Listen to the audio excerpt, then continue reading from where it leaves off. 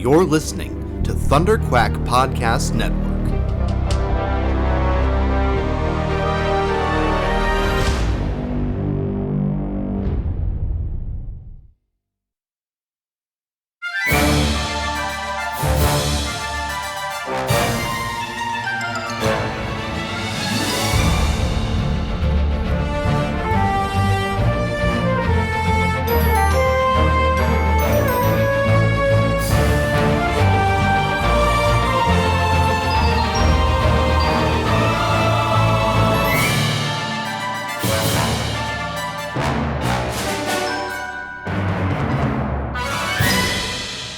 Hello there, and welcome back to Force Perspectives for the third episode of Skeleton Crew. I am your host, Michael Cohen, and joining me, as always, we've got the altitudinous Kyle Avery. What's up, everybody? And, of course, the illustrious Joe Hogan. I have nothing funny to say. I mean, par for the course. No, too easy, Joe. We don't know the title of the episodes. That's not true. We now know the titles of the last two episodes. I just read them and now I've already forgotten them. I don't know, something. A real adventure, right? A real adventure. It's like this could be a real adventure. This could be a real, yeah. Way out past the barrier. Yeah. But as we got our screeners, we are recording this actually the day after the first two episodes have premiered.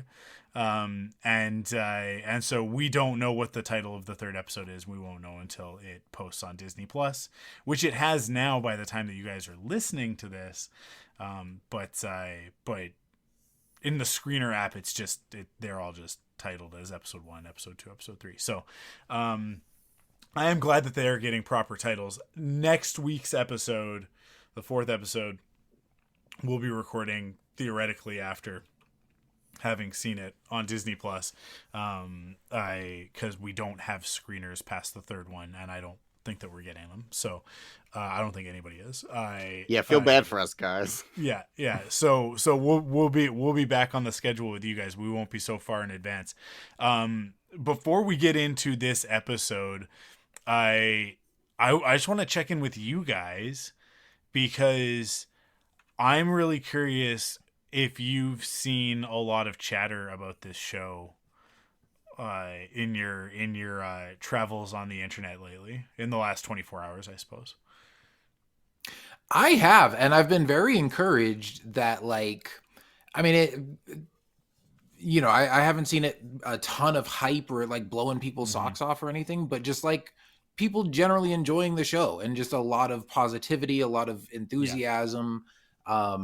A lot of love, especially for Neil and some of the other kids in the show. But I don't know. I felt so guarded after Acolyte and even the Outlaws game that, there's so much. It's you got to put your boxing gloves on and get ready to defend your opinions if you like anything Star Wars that comes out these days. And I was I like it, but you might not I don't know, and then it's everybody's just chill and enjoying. I was oh, this is nice. And, it's funny. I think I said something on the last episode about, I was I hope this show is kind of critic proof in the sense that it's kids, it's fun, it's lighthearted, it's whimsical. It doesn't take itself too seriously.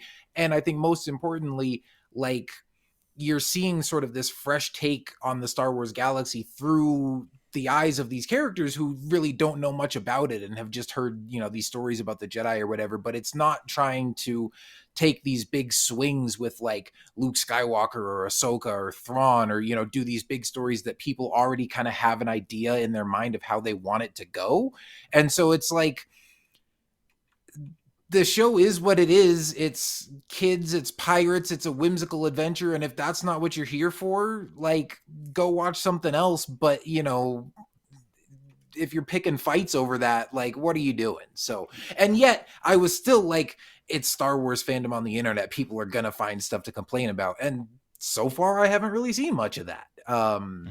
So it's been nice. It's been a very pleasant 2 days.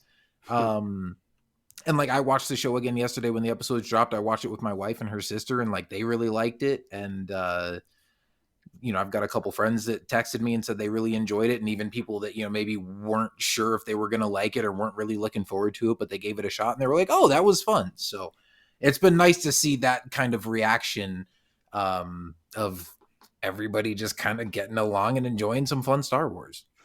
Don't get used to that. Yeah, like, what is this?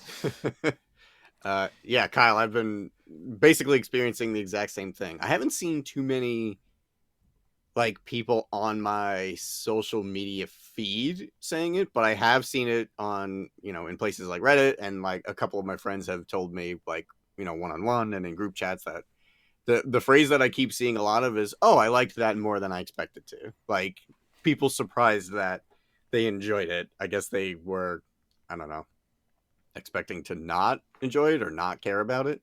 But yeah, I think that's just a testament to, the quality of the show. The chemistry of these actors is so good, man. These kids are super, super talented.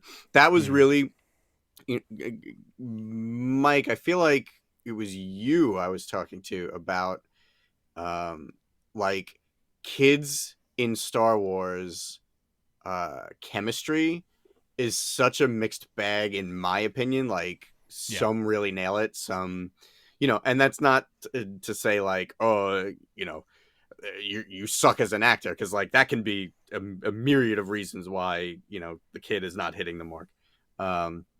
But because this was a show that was leaning on that working, like really banking on a cast of children to nail it, I went into the show like, expecting to enjoy it, but not really hyped about it.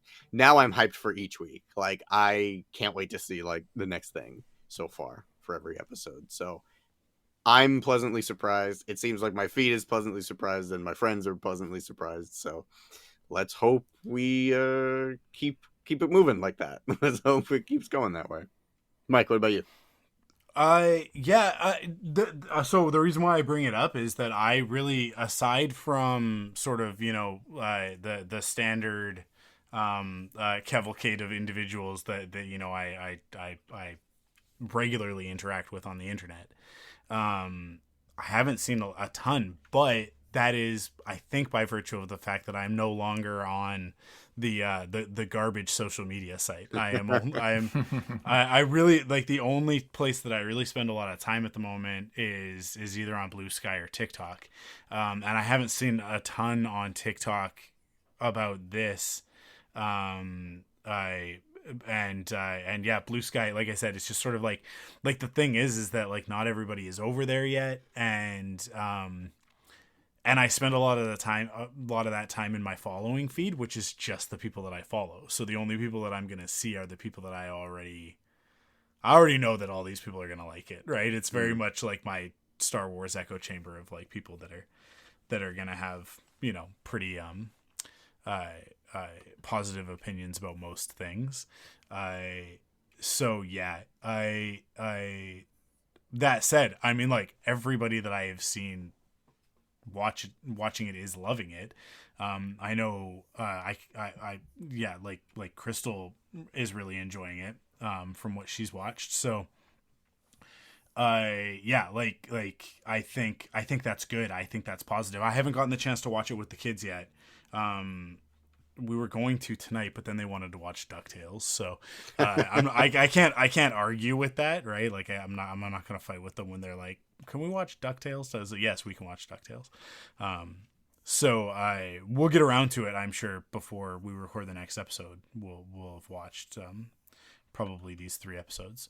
But I know that everybody's in love with Neil. I know that. Like, that's everybody who's watched the show is in love with Neil. And I don't blame them. But yeah, I don't know. I'm kind of not really sensing the same sort of, you know what it is? Like, there is very much, I think, a reluctance. I think with Acolyte, even there was very much a reluctance for people to get involved in a new Star Wars show.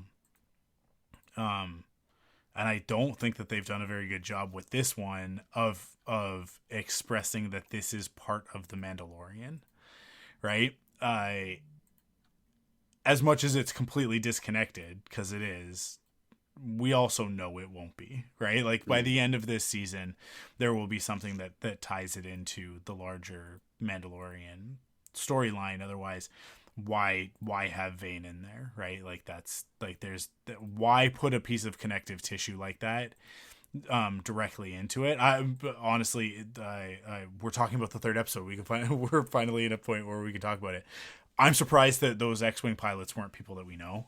I was shocked it wasn't Carson Teva. I had the same thought, Kyle. I am sure that the conversation happened, and I am sure that someone said, you know what, I think that one might be one too many, right? Because it's like, because Carson, it keeps showing up linked to everything.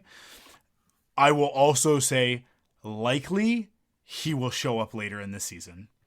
I would be shocked, utterly shocked, if he doesn't, because Carson is the one who's out on the Outer Rim dealing with all of this stuff that keeps going back and saying, like, you guys, I'm pretty sure all this stuff is connected, right? So I'm sure that these two pilots will report back, and somebody will report over to Carson Teva, and he'll send word over to Hera, right? But I don't know. Carson's one of those characters that like every time he shows up in a slightly more meaningful way, right? It's like the first time he showed up, they were just talking heads and X-wings, right? And then the next time he shows up, cockpit opens, and he kind of like he directly addresses Mando, right? And then the next time he shows up, he's walking around doing stuff, right? And then the next time he's hanging out with Hera, and it's like, so I think that you know, when Ahsoka season 2 comes back, that Carson will be like, well, you know, did we talk about this in the last episode, or Joe, did we talk about this a while ago, a couple episodes ago? I fully expect that Hera goes AWOL, right? Goes off on her own thing, and in the process, I'm sure that Carson Teva will go with her, hopefully along with Zeb. I mean, like, that feels natural to me. It's like, are you talking about like in general or in this show? I'm talking about in general. I'm talking about in like the larger scope of things. Probably in season 2 of you know, I think it was when we were doing our pre-show, like talking about 2025, because I think what I had said is that Ezra will be like, oh, we need another ship, and because they'll have impounded the Ghost, and they'll go to Hondo, yeah, can you, dude? I mean, like Hondo in live action, first and foremost, we have to get it now that pirates are such a big part of Star Wars, like pirates, right? And granted, for those of us who've been watching the Clone Wars since it first started, it's like pirates have always been a big part of it, but like not quite in this same, like, you know, Treasure Island kind of way, right? But now that that's like such a big thing, it's like, you guys gotta bring in Hondo. You have to. He can't come into this show. We said that last week, I think. It's like he would steal the thunder of all of these other characters.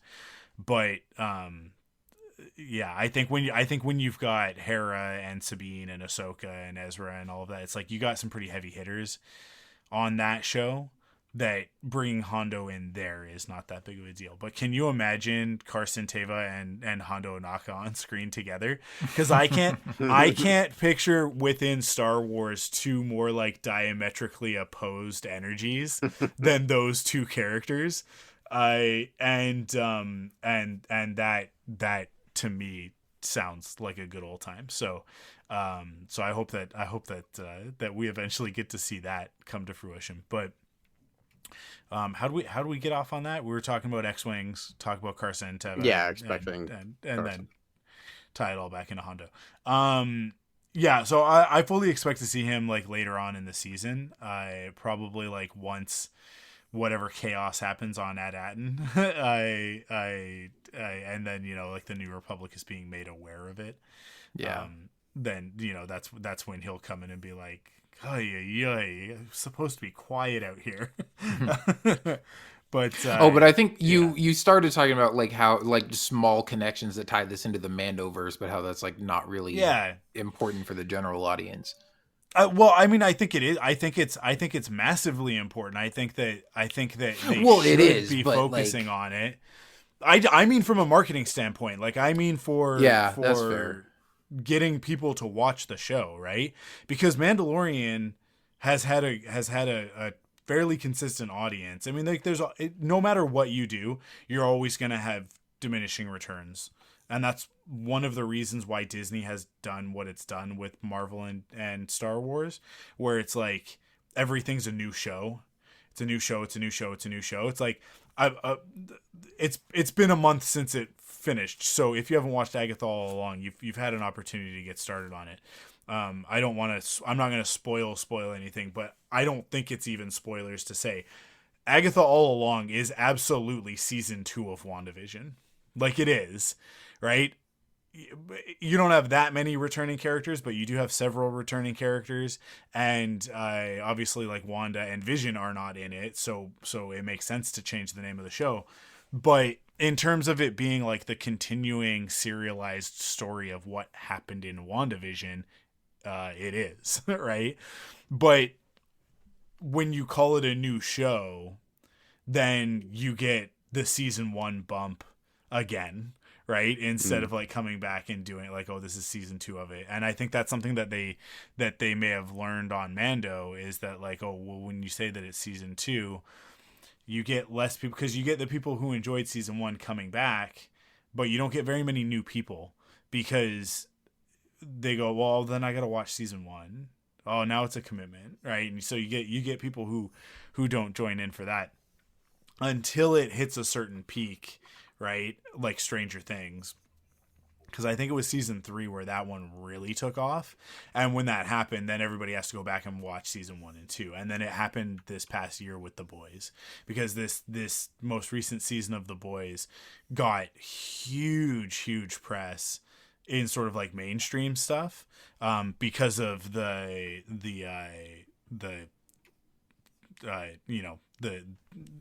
Trump supporters all of a sudden realizing that Homelander's a bad guy.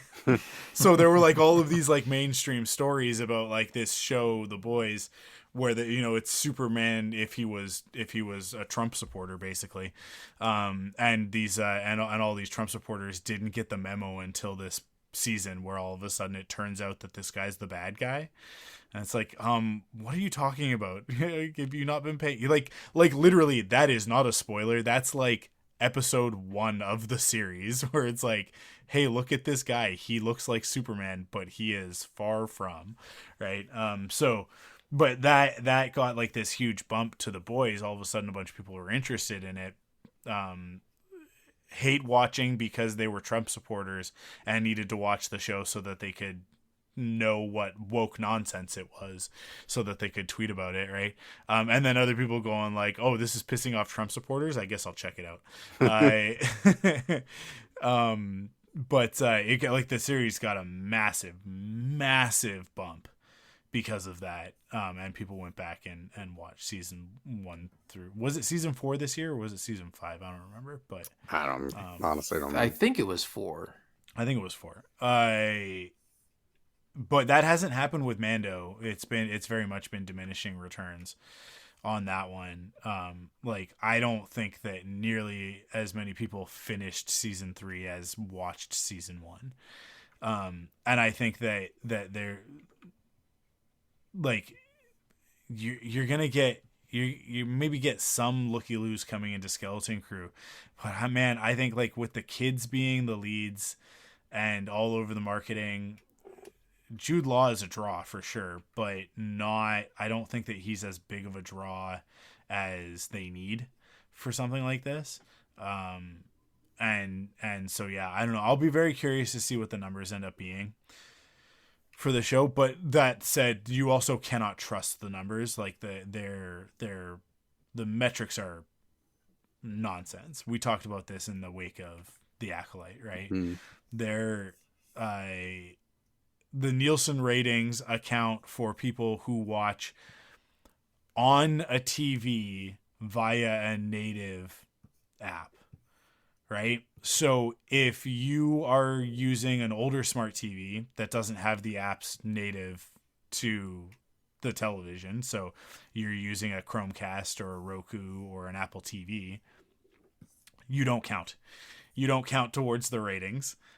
Lots of people are using Chromecast, Rokus, and Apple TVs. Lots of people. As a matter of fact, I would bet the majority of people are using some sort of device like that in order to stream their shows. You think it's the majority? I do think that between Chromecast and Apple TV, yes, I do. I think that anybody who again, like, this is echo chamber stuff, right? We're gonna talk to people, and because we are nerds, and we're in our, you know, mid 30s to mid 40s, right? Like, that's the age range that we're in that 35 to 45 range. And we're men. The people that we talk to at least understand technology enough to know the difference between an actual smart TV and just a high definition TV, right? Like, we know the difference between 4K and high definition, right? The average person doesn't know what 4K means. They really don't. Like it should be self-explanatory, and it sounds silly to say out loud that there would be people that look at 4K on the side of a TV and don't understand what that means, that it's 4,000 pixel resolution, right? Like, it's so basic. But I would say us on this podcast and pretty much everybody within the sound of our voice are going to be inside of the echo chamber of people who would upgrade their TV specifically so that they don't have to use something like an Apple TV or a Roku or a Chromecast, right?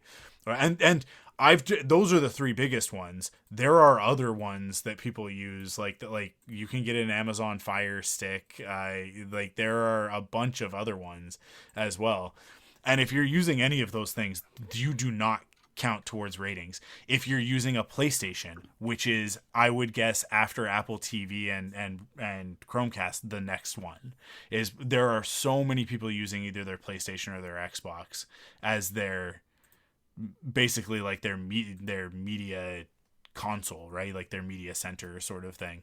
And that's where they've got Netflix and Disney Plus and all of that stuff, and that's what they're using to stream that stuff, because they've got an older TV that doesn't have that stuff built into it.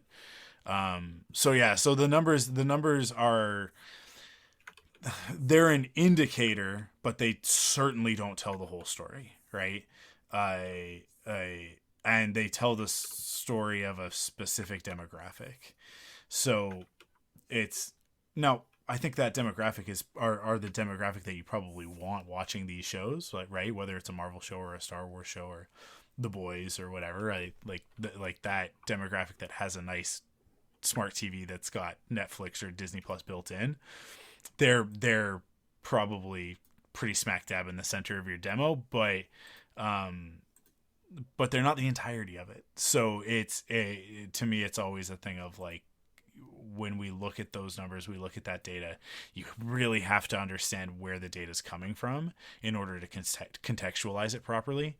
And that's not what happens, right? Because nobody wants the lesson that I just taught about, you know, like, cause it's even more complicated than what I just talked about. It goes even deeper, but, like, that's boring. People just want the headline of, like, this show got this many viewers.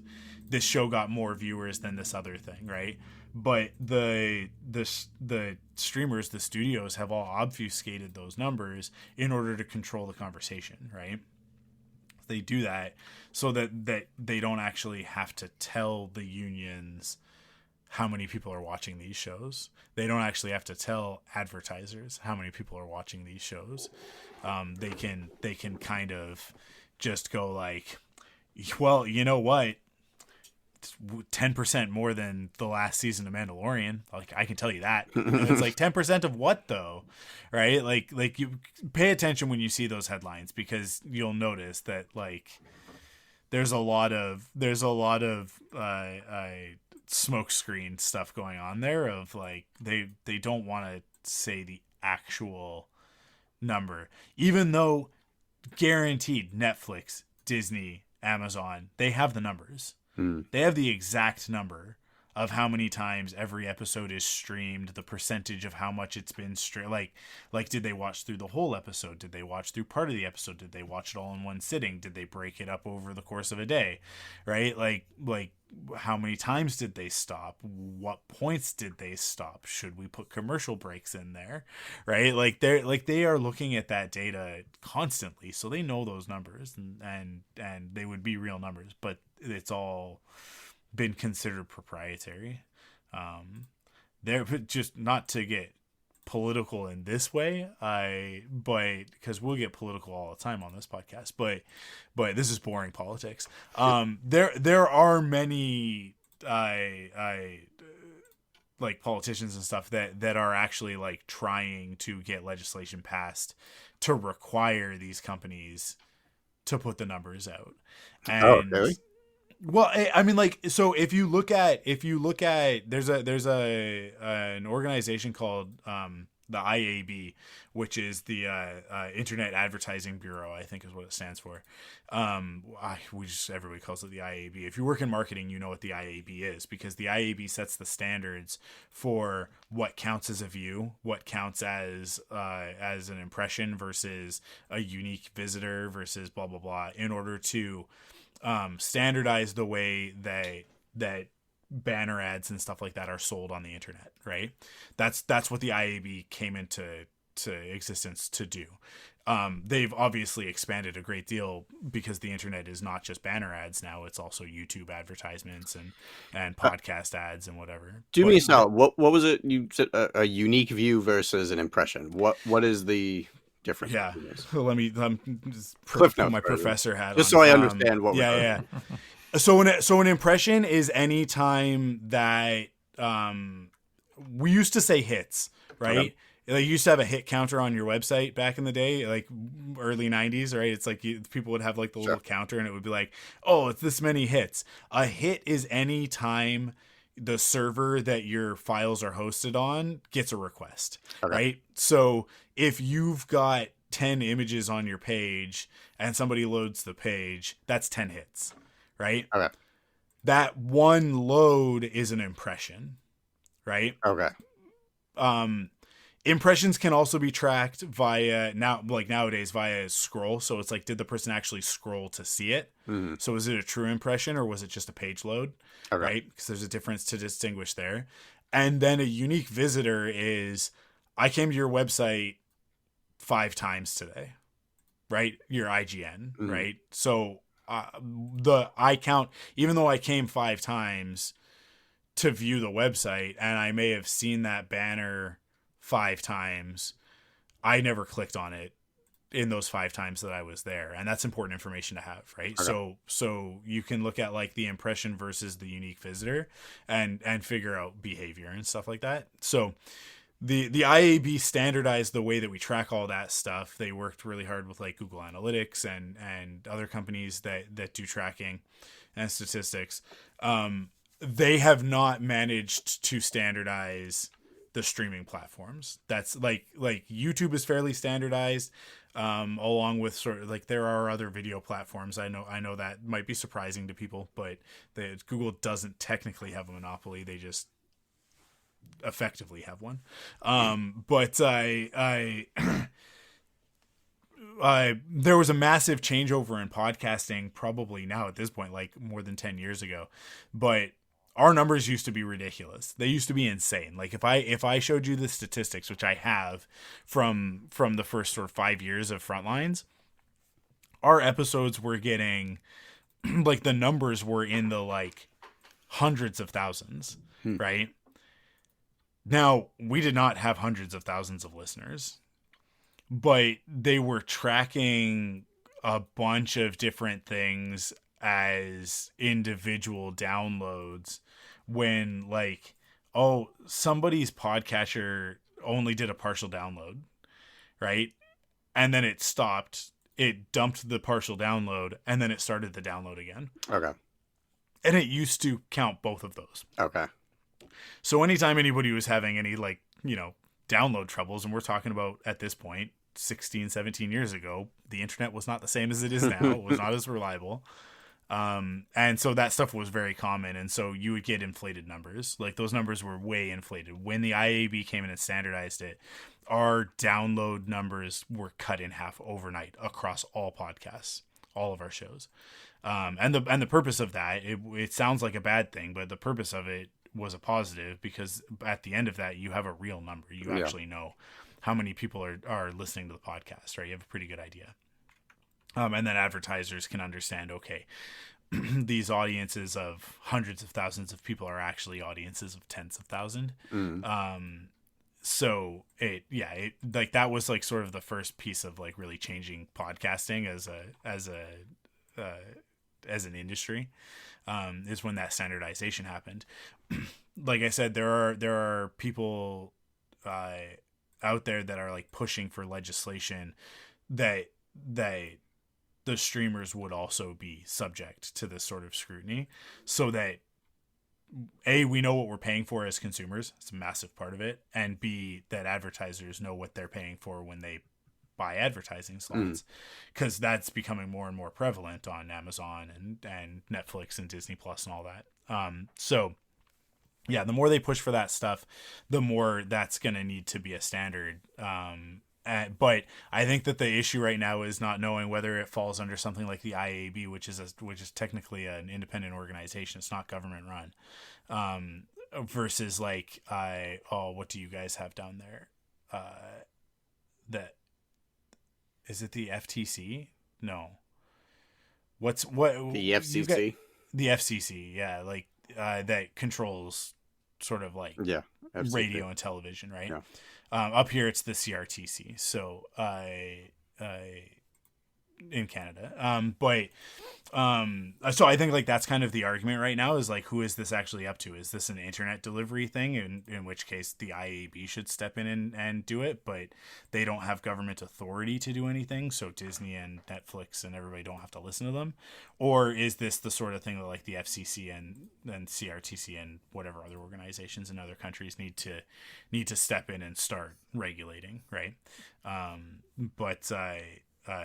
Man, that was such a wild tangent. We haven't even started talking about the episode yet. I feel like that was an important distinction, though. But no, but I think that like in terms of the success of these shows, it's such an important thing, because we really only have the information that they give us, and then the Nielsen ratings, and the Nielsen ratings are absolute garbage. Like, they make no sense, and they are not indicative of anything important, right? Like I said, like, they're part of the story. They are not the whole story. And so you look at that data, anybody who does any kind of data science, whether you're in marketing or you're an actual data scientist, would look at the way that Nielsen is gathering that information, and the amount of data that they're dumping and considering no good, even though it's from perfectly valid sources, corroborated valid sources. They just act like, oh, but that's not what we do, right? Between those two things, they really control the narrative, and then beyond that, I honestly don't trust these companies. I don't trust Nielsen, and I don't trust Disney or Amazon or Netflix or any of them to give us honest stuff without proper transparency, like without being forced legally to do so, because it's not in their best interest, right? Like, it's absolutely in everybody's best interest to obfuscate this stuff and confuse the consumer, and so they will. That's how corporations work. They'll do the nasty thing by nature, because it's, if you have shareholders, you kind of have to. You're almost like legally obligated to. So yeah. Anyways, I all of that is to say, like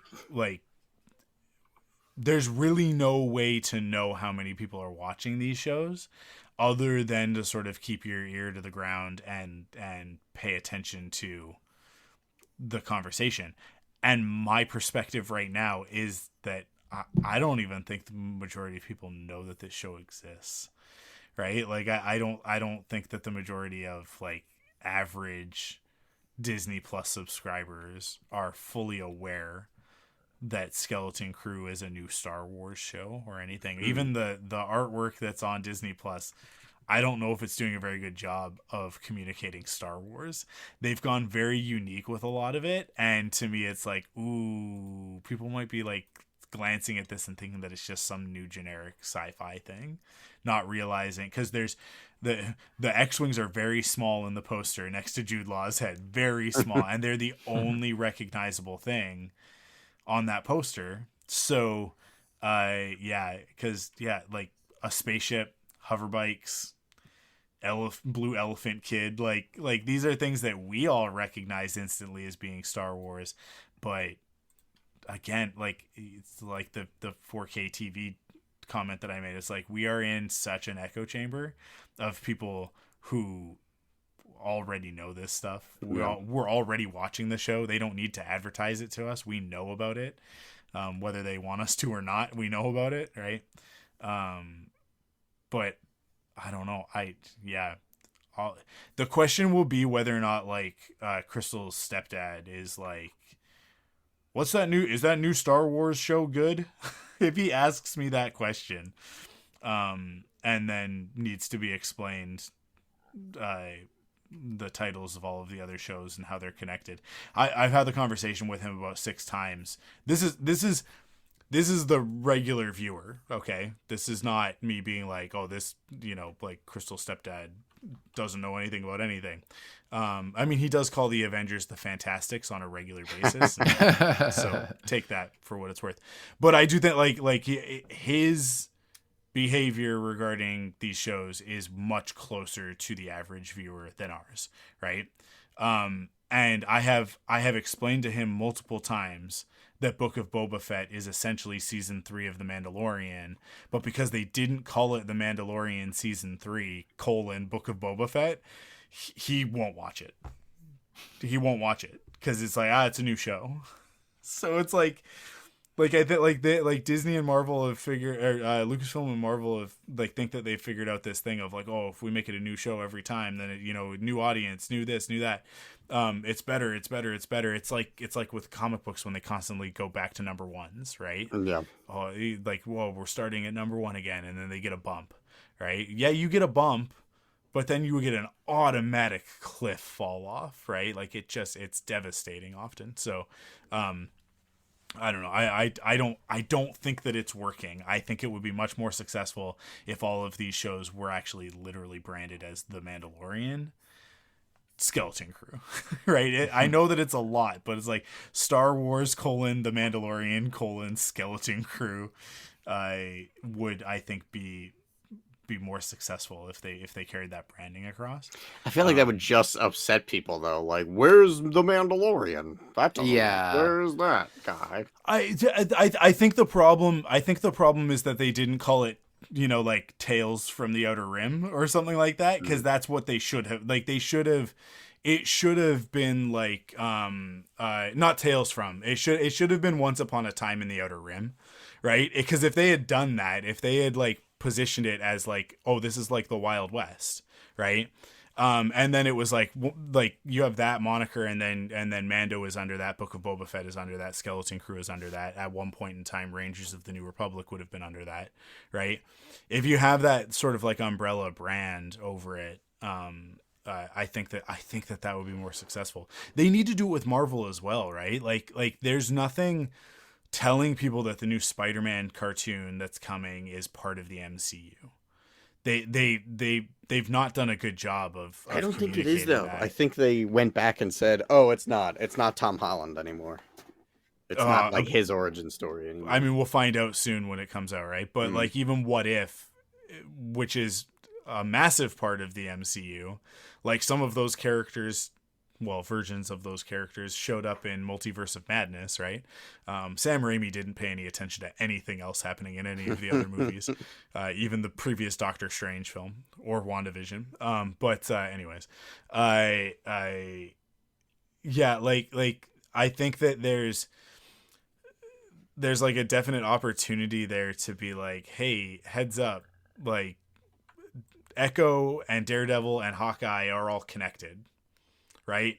And to have like a way of connecting those together, and then going like, you know, like WandaVision and Agatha are connected, and you know, like I don't know, you go down the list and be like, these shows are all, if they would just put Young Avengers as a title on these shows, it was like Young Avengers Miss Marvel, right? Like to start to connect things together and tell people like, oh, these are building towards other things.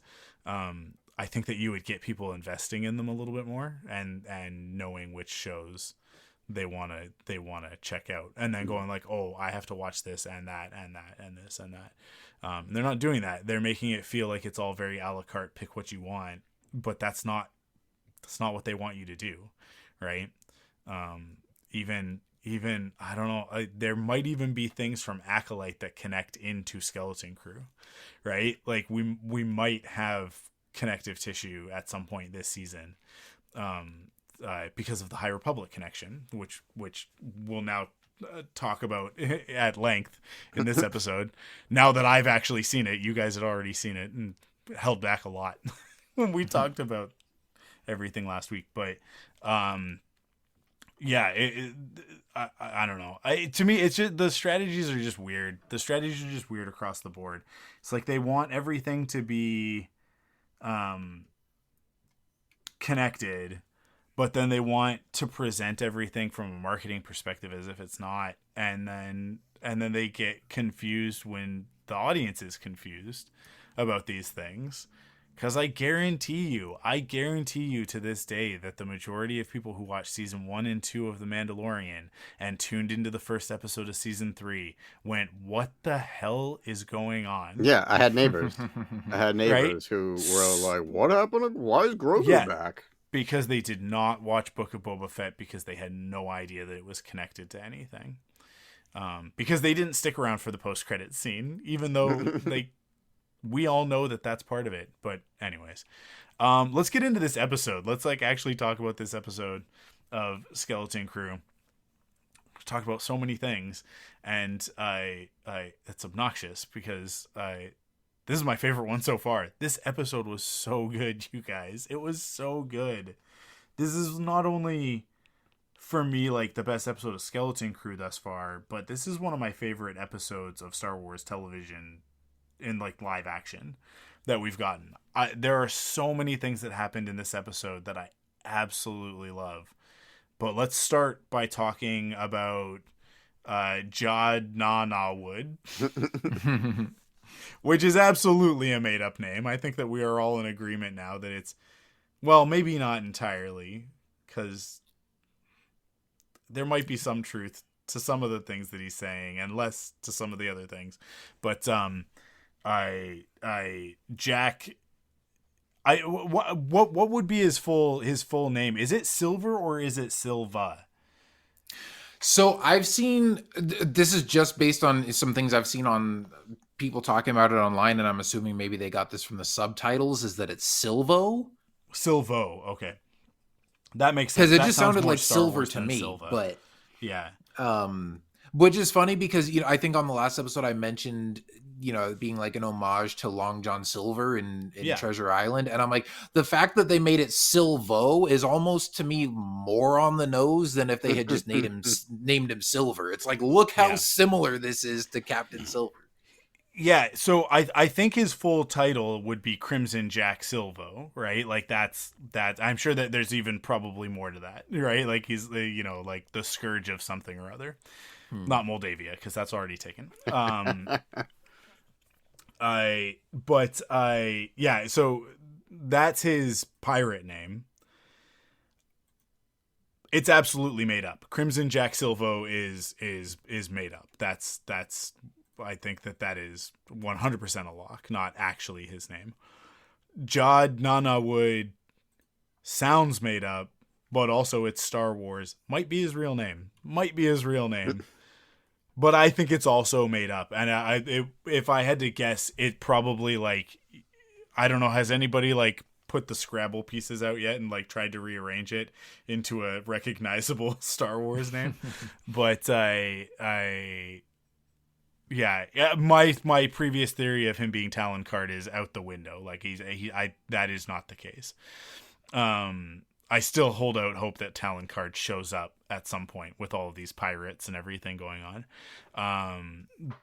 Not that Talon is a pirate, he's a smuggler, which we're splitting hairs to a certain degree, but it is a slightly different thing. But I would say, like, you know, same circles, same world, right? Same underworld sort of thing. Let me ask you, what brought you to that conclusion that it's definitely not Talon Card no matter what?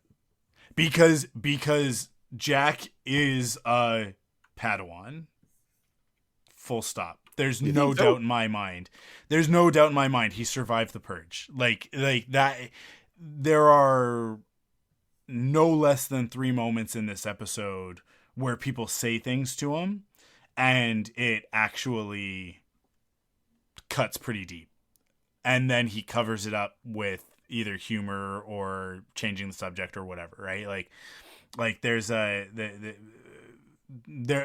are a few moments of like, and when you get an actor like Jude Law playing a character like this, everything is intentional. Every beat with that performance is absolutely an intentional choice that's communicating something to us, right? So yeah, he has several moments where they call him a liar, or it's like you know, there's the moment where he's like, that's not a thing that the Jedi say. Right. Like that's not one of the things, right? That's not him going like, I know about Jedi. That's him being like, that's no one understands who the Jedi are anymore. Right. Like that, to me, that was very much like like an insider's perspective. Right. So I haven't done the math just yet. So let's do it right now. So the purge happens 19 years before the Battle of Yavin, right? The original trilogy is 3 or 4 years. I don't know 4 years. Is it 4 years now? Yeah. Okay. And then this is 5 years post that. So I think we're 28 years after Revenge of the Sith. So we're 28 years after Revenge of the Sith. Jude Law, I looked this up. I think he's 54. Absolutely, he is. The actor is the correct age to have been a Padawan at the time of the purge. He'd be actually a little bit older, I think, than Kanan or Cal. So it would be yet another one. Because we've got Kanan, we've got Cal, we've got Grogu, right? Like,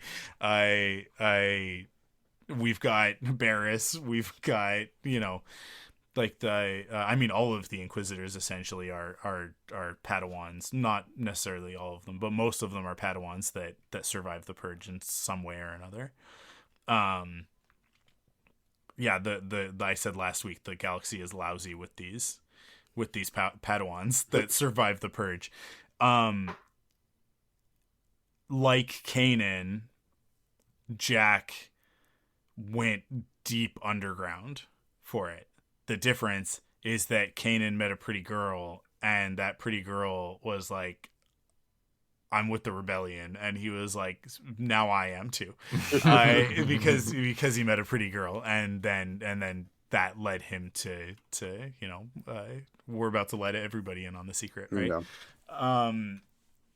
Ultimately, because without Hera's influence, I don't think that Kanan follows up on Ezra. I think that he takes back the holocron, and that's the end of that. He's like, go kid, like we're hiding, like I'm not doing this.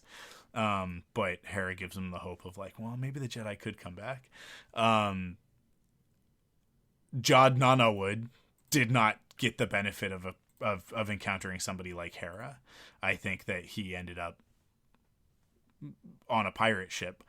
I would not be at all surprised if Hondo is connected in some way to that. There's so much of Hondo's story that we don't have about what happened to him between the Clone Wars and Star Wars Rebels. We don't know what happened with Hondo post-Purge. We never got to see him in Bad Batch, which is why I know that series did not run its full season count. Because how do you cannot... It's insane. It's because that's what Resistance got cut short as well. And you know how I know? Because Hondo never shows up. If a show runs for long enough, Hondo will show up. Animated shows for sure. Yeah, I wouldn't be surprised. I wouldn't be surprised if that ends up being like our connection into Hondo, is that like Hondo is the one that rescued Jack or Jod, whatever his name was back then, and ferried him to whatever, and then you know, if I had to guess, rescuing some Jedi kid in the middle of the Purge probably led to them not making a profit, and but it was the right thing to do because he spent too much time pretending that he was Obi-Wan Kenobi's friend, that he actually it rubbed off a little bit, and then you know his crew mutinied, and Jack ends up, you know, with not great pirates instead of with Hondo. Because if he was with Hondo, I think he ends up turning out okay, right? But yeah, I'm sure that there's like a whole story, and I am sure that we will get some of it in this season. I wouldn't be surprised if we get a flashback, if I'm right, if he is in fact a youngling or a Padawan that survived the Purge. We'll see it, because boy, oh boy, do they love to take us back to Order 66. Man, they sure do. I'm okay with it. That's even more consistent than Hondo. Yeah. Have you made a Disney Plus Star Wars show if you haven't shown Order 66 from a new perspective? So yeah, I think it is. I think it is in our future. I think like I believe that he is actually using the Force. And the only way that makes sense for me narratively is that he is a former Padawan. So that's my guess. That's have where been I'm sitting. like exploding, waiting to say since last week. The kids even have a conversation about it. Yeah. Yeah, when you asked last time, Mike, you're like, do we think he's using the Force, or do you think he's like using string or whatever? I was like, they asked that exact same question. Yeah. No. Yeah, I mean, when I was watching the episode, I was like, yeah. Yeah, I love the line about the string. String mirrors. Yeah, it mirrors, like it's like all magnets. And the great thing about that is that if you've watched Obi-Wan Kenobi, you've seen somebody do that, right? Mm-hmm. Like Kumail's character. Oh man, what's his name? Haja. Yeah. Haja is a fake Jedi, and he uses magnets and remote controls in order to pretend that he has the Force. I love his. Now, I will say, I definitely do think that Jod is using the Force, but there's one part towards the end of the episode where, you know, I think like the kids think that he's betrayed them or whatever, and they're like, "What? You're supposed to be a Jedi?" And he goes, "I never actually said I was." Yeah. And so yes. So to me, like, I'm still open to the possibility that maybe, like, some possibility other than just he's a Padawan who survived the Purge, even if it was like he was a Jedi at some point but he flunked out or he left or got kicked out or whatever before Order 66 happened, just so we're not like retreading that same ground all the time. But at the same time, we haven't, as much as we've seen so many other Jedi who survived the Purge, we haven't seen one who went on to become a pirate and see what that would end up being like. So this still kind of would be a fresh new take on it, but I also think it would be cool if he had a slightly different backstory. But canonically, in one of the films, who is it? It's C.O. Bibble. Somebody refers to Anakin as Master Jedi, right? And then Padme jumps in and is like, "Oh, he's not a Jedi. He's a Padawan learner." So, like, technically, title-wise, you are not a Jedi until you achieve knighthood, right? You're a Padawan learner. You're not a Jedi, right? Like, so if Jod was a Padawan and somebody said, "You're a Jedi," and he let them believe that, and then it was like, "Hey, you said you were a Jedi," and then he goes, "Well, technically I didn't actually say that," right? Technically, I let you guys believe it. That doesn't exclude him from having been a part of the Jedi Order, right? Yeah, sure. It just means that he never achieved knighthood, which timeline wise absolutely matches up. He could not have, like, it is possible that he didn't, right? I obviously during the Clone Wars a bunch of younger Padawans ended up achieving knighthood, but knighthood was a thing that would happen like around adulthood, right? But even for most prior to the Clone Wars, I think most of them it was like in your 20s, right? Like we're talking about human years, right? Yeah.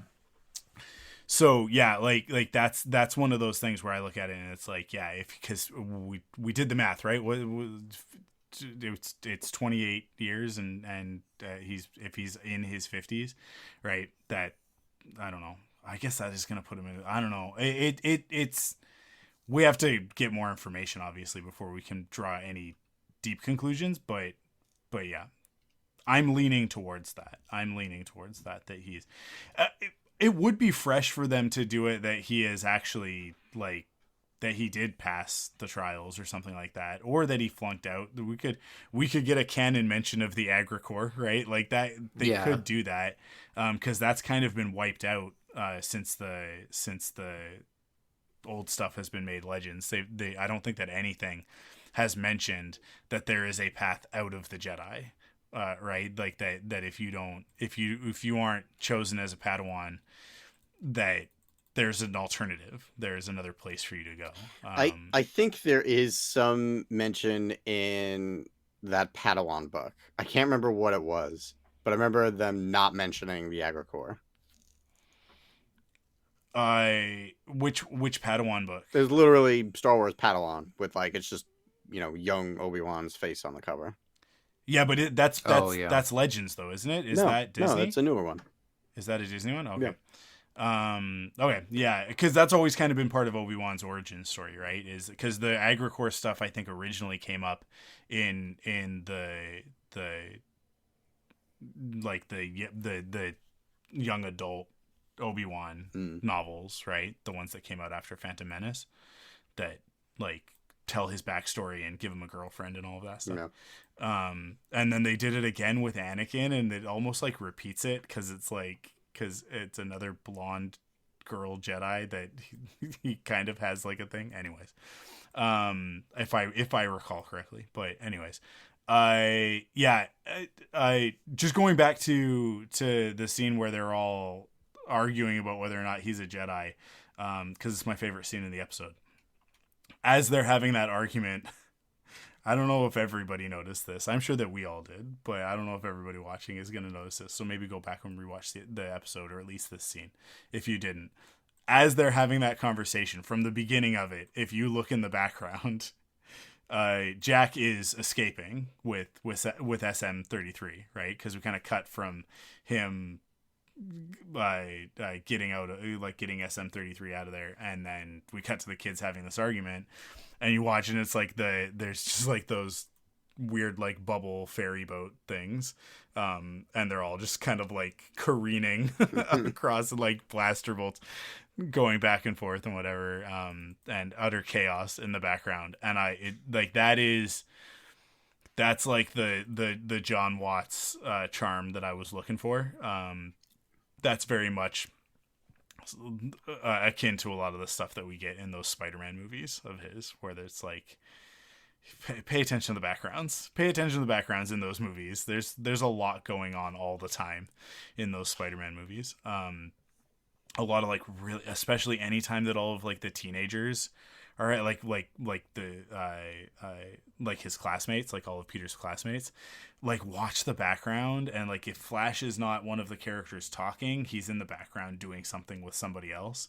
They're all having like little moments and stuff. It makes those movies immensely rewatchable. But I absolutely loved that, because that was, to me, if I had to like express the tone of the show to anybody, it's like that. I would be like, let me just show you these couple of scenes, like this quick little segment of him stealing this droid back, and then the chaos that ensues, and then the snapping the fuel line by going to hyperspace, and it like the scale of that thing being made apparent, which actually like also makes the scale of the what's the ship called? Oh, I have no idea. It's on the Lego set. I only Is it- remember it yeah, being mentioned it's- like once in the show. It's Onyx Cinder, right? Is that what it is? Yeah. Something. Yeah, I think that's what it is. Because it doesn't look very big, right? Like whenever we sort of see the establishing shots of it, I feel like it doesn't really look that big. But then if you sort of like, if you look at the scale of the size of the fuel line when it smashes into the dock and almost certainly kills someone, right? Somebody died in that accident. There's no way Brutus just stands his ground, and he's the best. He's one of the coolest characters in Star Wars. Brutus is another example of a character that's everything that everybody thought Boba Fett was, based on the like 2 scenes that we got in the original trilogy. It's like, no, Brutus is actually that dude. Because now we kind of know Boba's kind of that dude, but not really. He's so soft, like a bantha. But yeah, the Cinder is a big ship. It's a very large ship. Which makes sense because like they're kind of running around it in, inside the guts of it constantly, and going into like entire rooms and stuff like that. That's it's like, this is actually very big, to the extent that like the room that is the what do they call it? It's in the second episode, right? The captain's room or whatever. Yeah. The captain's quarters or whatever. It's like that part of the ship is not instantly identifiable from any of the establishing shots, because it has like a very unique window. And I watched because I rewatched the 3rd episode last night in advance of us recording today. And like I was like looking, I was like, what part of the ship is that? Because I think it's on the underside, because of the way that the window's positioned. So I was like, where is it? Like I'm trying to make sense of the layout of this ship, and have not been able to thus far. But it is a very big ship. I've been talking so much, you guys. I want you guys to talk more. What other things in the episode did you guys enjoy from this one? Well, I feel like we've talked a lot about the first half and Jod and the kids escaping and the pirates and everything, but I loved the sort of second half when they go and escape and they go visit Jod's friend on, this secluded moon, and she turns out to be this like owl lady. And again, one of those things where he's like, oh, I've got a friend who knows everything about star charts and stuff. And I was like, are we about to see like Maz Kanata, or I'm racking my brain thinking, who's this gonna be? And it's just a completely new character, and she's this weird little owl lady. And I loved the design. I loved her little like observatory thing, and just the really weird kind of like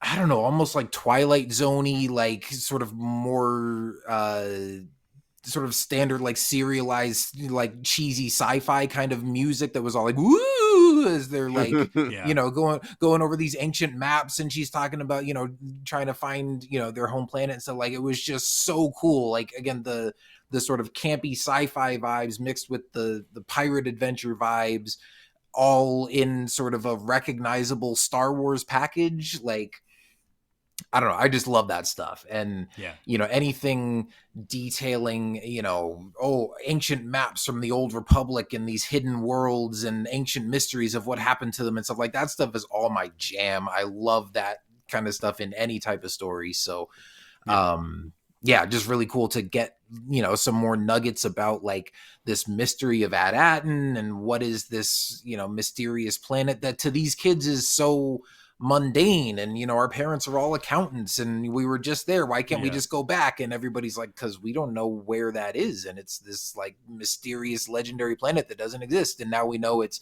supposedly one of these jewel worlds of the old Republic, and this is the only one that wasn't destroyed, and it's been hidden for some reason. And I just can't wait to find out more, get more of this mystery piece together as we go throughout the rest of the show. You know, I just can't help but feel like it would be better. The story would be so much better if there was like, I don't know, I guess like some sort of dagger with like a thing that you pull out of it and then you hold it up just wherever you're standing. Mike, and don't ruin it. No. Don't ruin the moment. No, the reason why I bring that up is because like it's like, hey, I know that Chris Terrio's not gonna watch this show because I don't think that he actually watched any Star Wars before he wrote Rise of Skywalker. I think that he like maybe read a comic book in the 80s and was like, yeah, I know Star Wars, it's fine. But like if he did watch this show, it would be like, hey, so that's how you do it actually.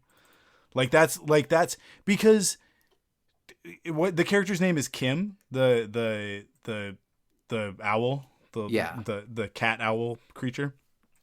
Great character, incredible design, wonderful blending of CG and practical puppet.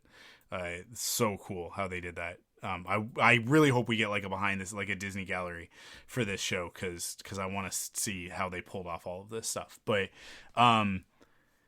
yeah, like nothing that she says is actually like real, right? Like she's like tapping away on all of these things and it's like click, click, click, click. Oh, we're going to, you know, cross-reference it. Oh, gases. So we're going to like, oh, we can eliminate all of these things. And then KB is like, oh, well, we just eliminated 98% of the planet, like the systems on the record or whatever.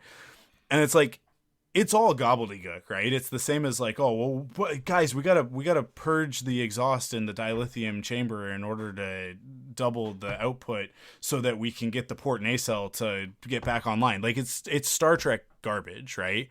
Like that was all Star Trek stuff for people who are only Star Wars fans.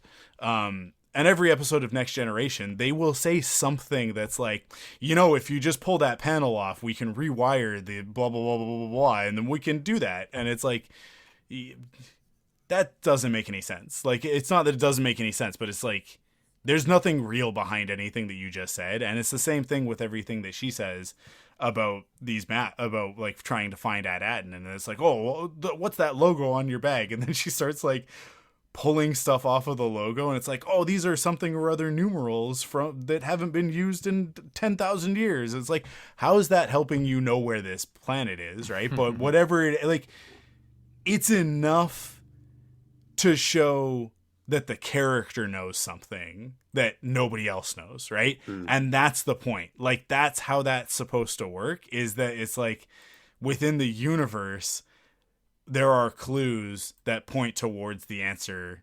And really, at the end of the day, this is all just MacGuffin nonsense, right?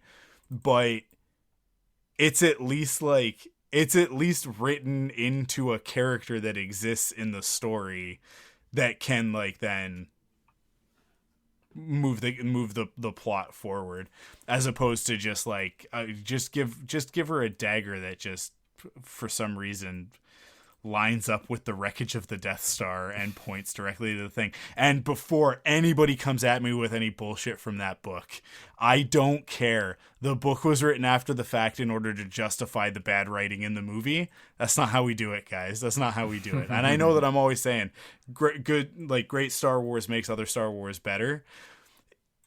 Yes, in the way that like it supports, lifts up. I say it all the time. It supports, lifts up, and like elevates other parts of Star Wars. Not apologizes for and makes excuses for bad plot holes in other Star Wars. Right? Yeah, like I don't think that like the Clone Wars comes along and like apologizes for Anakin in the prequels. The Clone Wars comes along and adds depth to the things that Anakin did in the prequels, right? Like it adds so much more understanding of how he gets to where he gets in Revenge of the Sith, and how we got there from Attack of the Clones, right? So it's like, that's when Star Wars is great. But yeah, anyways, the whole like nonsense solution to the problem, it's Deus Ex Machina, right? But Deus Ex Machina as a trope can be awful. It can be really bad, like a knife that points at the throne room on the Death Star. when there were like 10,000 better ways to get the characters onto the Death Star throne room. I could spitball 5 right now that are better than a knife with a thing that pops out and points at it, right? Like it's just it does not hold up to scrutiny. But this is like an example of that where it actually works properly, because it's like we never get enough detail to understand what she's talking about. We just see that like the work is being done, and then it spits out the thing, and that's got the coordinates, and presumably we're going to Aden, right? Like presumably it's going to be fine. So yeah, we'll I don't know, we'll see in the next episode, right? But I just had to point that out because I couldn't help but think like it's another Star Wars thing where we need a map. And man, in Rise of Skywalker, we need maps to places twice, multiple times in that film. Everything in that film is we need a map in order to get to the thing. It was like the knife was a map to get to the thing that was the map to get to the place. Like, yeah, it was the map to the map. Awful writing. Joe, was there anything that you wanted to highlight from this episode to discuss? Let me ask you guys, because I think last week the question that came up was we were wondering if Jack was still part of his old crew and was like working with them and just like, kind of being underhanded and sleazy. But that Ishi Tib guy that Kyle really likes, he got murdered real quick. So I feel like they're not friends. Like, I feel like they actually turned against him. There really was, he was the original captain. There was really a mutiny. And now he's actually escaping and, using the kids to do that. Yeah. No, those are separate Ishi Tib. Those are two different Really? characters. He had the same... Yeah, I didn't think that was the same guy. Also, did they... Maybe I'm misremembering because I haven't watched the episode in a couple days, but they didn't show him die, did they? I don't think so. I think it was just... He was telling Jack, like, I'm going to have to turn you in. And then it's like the next scene is when when the kids are talking in the cockpit, and Jack is... Jack, Jod, whatever we want to call him. Is coming in the bubble, so you never really see what happens to the Ishi Tib. Maybe I must have just assumed that he killed him. Okay, yeah, it is sort of implied that like he's not going to let him leave quietly, or he really is working with him, and they purposely don't show it. So now I'm even more that's possible too. Fern does make a comment that was too easy before that scene when they get to the ship, right? Because they get onto the ship, and then it's like, okay, let's go. And she's like, that was too easy, right? Which is a reference to A New Hope. Because Leia says that. She's like, that was like, they let us get away. Like, there's no way that they didn't just let us escape. Like, that was way too easy. And then Han's like, you call that easy? Right? I mean, we know from that Leia was right, that it was too easy, that there was a tracking device, and that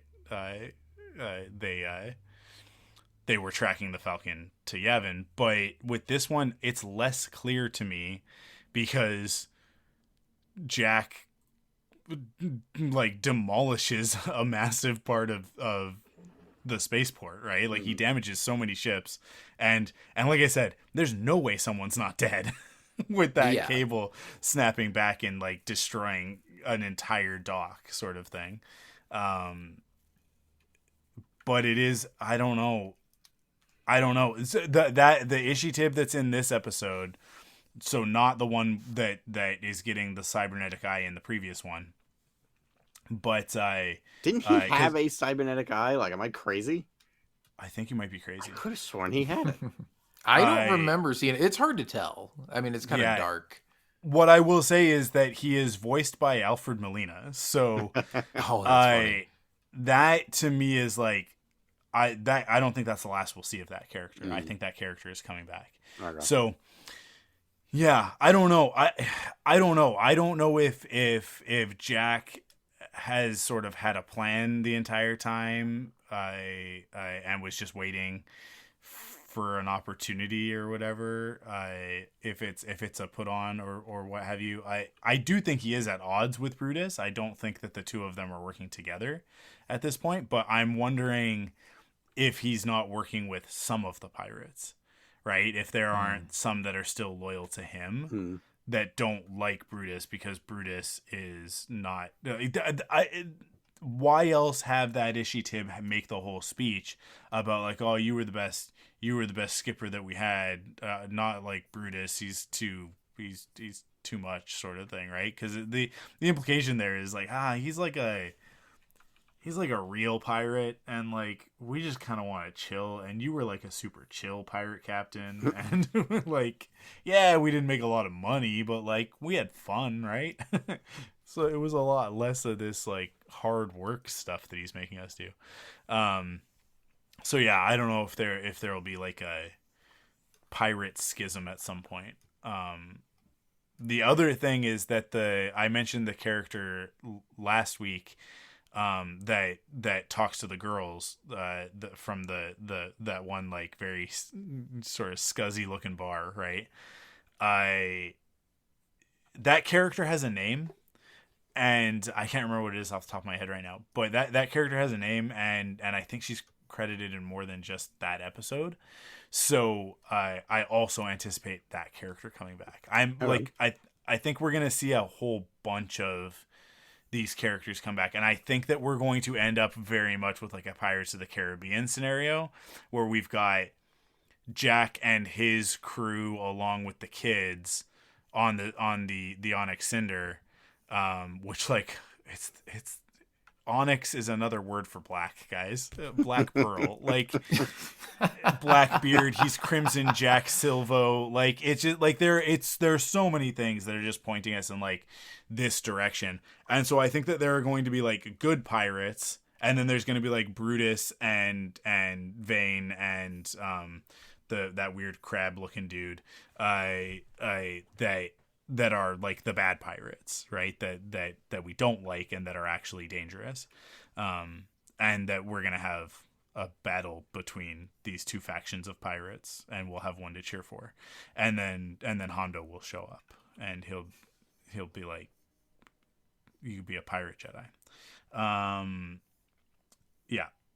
That's what I think. I don't know about Hondo. I just want Hondo. I was just gonna say. So now you do, because like a minute ago it sounded like you said that's more an Ahsoka thing.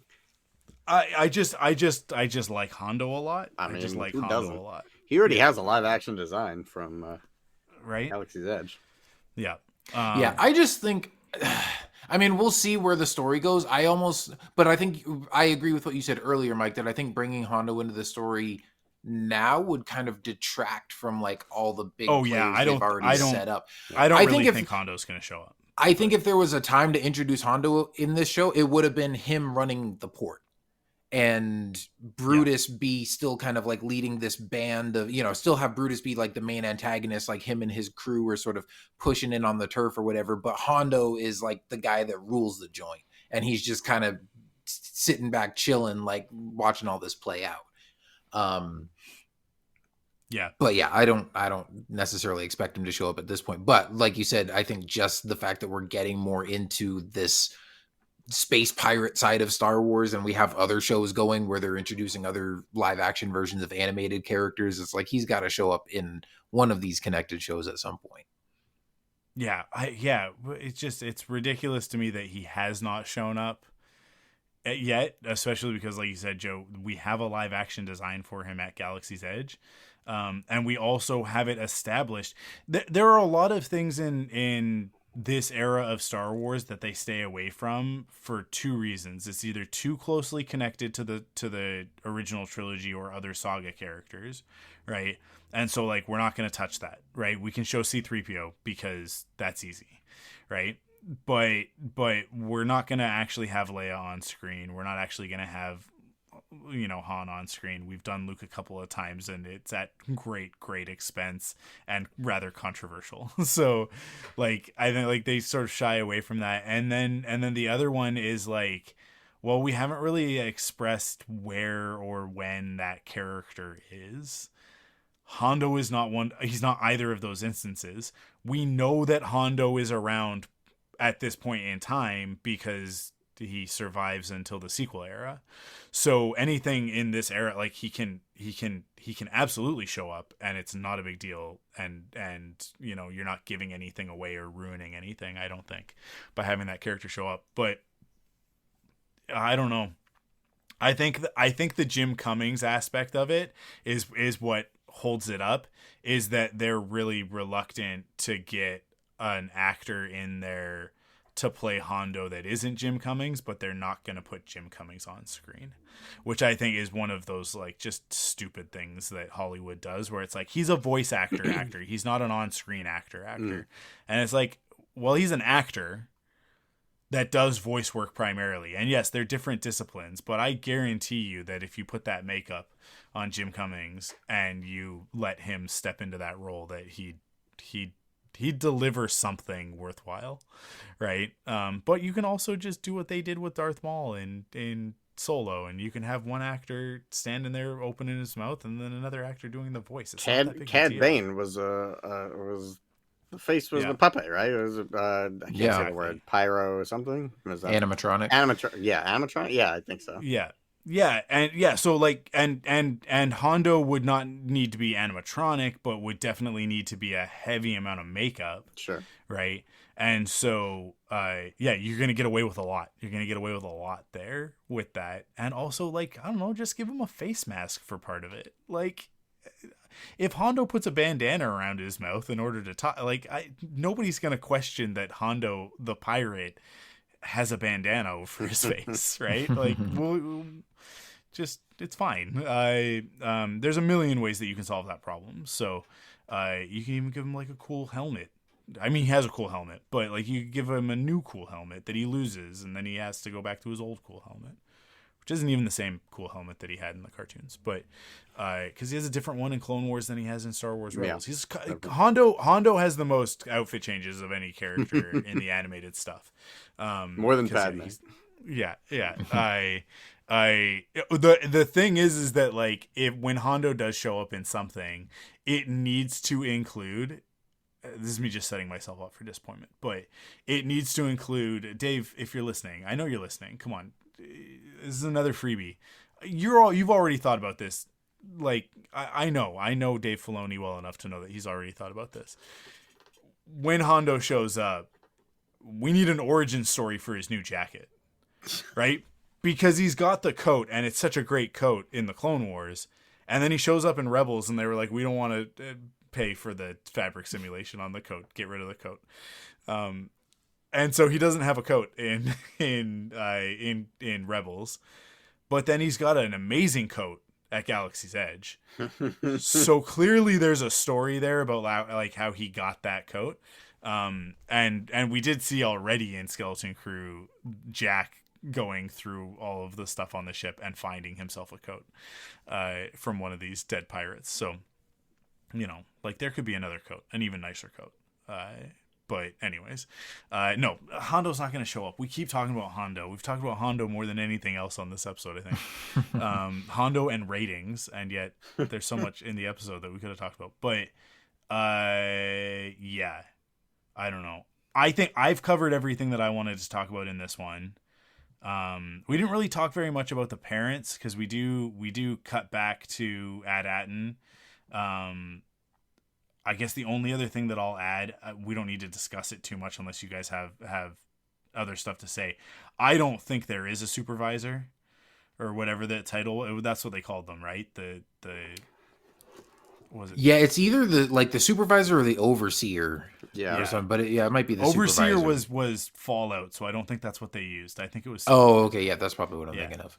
Same deal though. Same deal. And you know what? Like, that's kind of like it's same.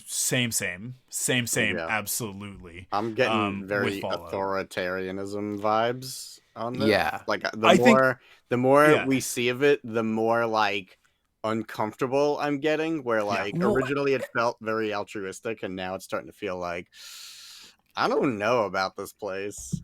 I'm telling you, from episode 1, when you saw the kids in school taking the test, and it was like, you're going to take this test at 12 years old and then be stuck on that career path for the rest of your life. I was like, there's something off about this. Like, I know it seems like they're trying to determine what's best for your future, but like, this feels just a little bit fascist.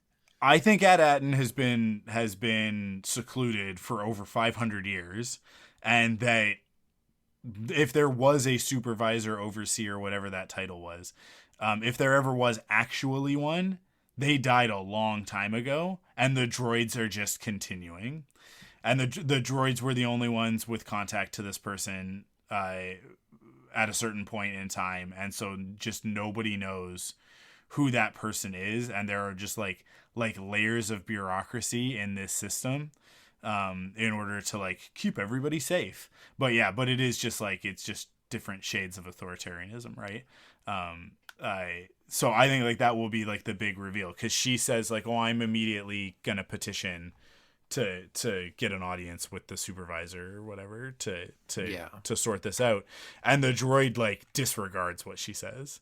And I think like that there will be like a thing there of like, they were given one final directive to like continue the great work at all costs and whatever, and so the droids are just like carrying out that mission because it's their programming. So like, it's not that it was, I don't think that like the Republic had nefarious sort of intentions with this or authoritarian stuff with this, but that whoever ended up being in charge ended up like hoarding gold, right? Like hoarding this treasure, and then like, yeah, you can't like, the Republic can never reconnect with us. So they're the ones who like cut everything off and enacted all of these things of like, nobody can leave, no contact with the outside galaxy, any of that stuff, and like really locked it down. And that it's just been hundreds of years, like it has been generations, and so just nobody knows that. Like anybody who would have been suspicious of it died 3 generations ago, sort of thing, and everybody else has just been like going about their business. I could even see a situation where like a bunch of people died, like a I don't know, some sort of disease or some sort of catastrophic event that like killed off a bunch of the adults, and at a certain point it was like teenagers and kids and droids, and the droids just like raised up this generation, and then it's like, that was again like 3 generations ago, and so like just nobody's ever questioned it because they didn't have the capacity to do it at a certain point, and it's just continued on from there. And so it's just, yeah, life is comfortable enough, right? So most people don't worry about it, and all those kids are excited to be analysts, and that's the weird part, right? That's the part that puts me off, like what you're saying, Kyle, where it's like I'm going to be an analyst. No fair. I wanted to be an analyst. Don't worry, children. There's enough analysts to go around. And it's like, what's happening right now? Yeah. And what are you analyzing? Like, what is this great work that they've something to do with money is that's what Wim says, right? He's like, something to do with money. So yeah, it is treasure. It's treasure. It's piles and piles and piles of High Republic gold credits, like what they have. Because I think that there was also that moment where Wim's dad just like drops the pile of credits in front of him, right? He's like, here, this is your lunch money for the week, and it's just a pile of gold. It's just a pile of doubloons, right? In pirate parlance, like he just hands him a fistful of doubloons and gemstones, and to him he's like, whatever, this is just my lunch money. And then to us in the outside world, we're looking at it and going like, that looks like a lot. It really looks like a lot of money that he just drops on the table, on the counter or whatever. So I think we were supposed to sort of at least subconsciously pick up on that like that was weird, along with everything else that's weird. So I don't know. Well, I think part of it too. I think part of it too is like, even if they're not, if it's not worth a ton in gold or whatever, like, clearly those credit chips that he's got are engraved with like the old Republic logo or the Republic logo from the prequel era, and so I don't even know if it's like, oh, this is, a ton of gold, or it's just, this currency is, a thing of the past, and it's, this now becomes sort of this sought after treasure or whatever, which is kind of weird because it's only been like 30 years. So it's not quite our equivalent of like, if you found some like ancient Roman coins or something like that, but still like clearly something that's valuable to these pirates. Yeah. Because back in the Republic, one credit wasn't like a super huge ton of money or whatever, but still like, yeah, clearly they're very well off on this planet and have a ton of money to go around. I just want to know if there's something more to it than just it's a lot of money. It's like, well, why is all this money hidden away? Like, what are they doing with it? Like, I feel like there's got to be something a little more than just, oh yeah, it's a hidden planet with a ton of, Old Republic credits hidden there. There is because in I think the final trailer there's a scene of them in like a treasure vault, and there's like a big like skull, and like there's like all the like it's full of stuff. So like there is more than just the credits. But when I bring up the credits and I talk about them, it's not the literal monetary value of them for like the High Republic monetary value of a single credit is irrelevant to the characters. That's why Wim is like, whatever, is this enough? Because he's handing like a $5 bill or something, right? But to the pirates, they look at it and they go like, this is, because that's what like doubloons were like that, right? Like it's like they were, in one form of currency not really worth that much, but then sort of to another group it's like, well, they're made out of gold, so they're worth more to us, sort of thing. And then like as time goes on, treasures are lost or whatever, then they become more valuable, right? So and I think it's been hundreds of years. I don't think that this is like a situation. These are not, I know that the symbol is the same as the Republic uses in the prequel era, but that symbol is older than that era, right? So, because that symbol having the 8 tines on it, right, like the 8 spokes on it, is like there's a deeper meaning to that. Each one stands for something. They're all sort of like the ideals of the Republic, and there's a backstory to that logo, because then when Palpatine takes over and they redesign it into the Imperial cog, it's only got 6. He removes 2 of them, and they're like, it's like truth and justice or something like that. Like it's super on the nose, right? It's like when he reorganizes it into the Empire, they change that logo, and there's a deeper meaning to it, that like he turned it from a democratic system into an authoritarian empire, right? And like he removed these 2 things where it's like the rest of it was like colonialism nonsense, right? But then it's like these 2 things that sort of kept it in check. So like that, if you look at that in the deeper story there, it's like, yeah, that logo goes back to like the days of the Old Republic, or at least at one point in time that was the implication, is that symbol went back like way back.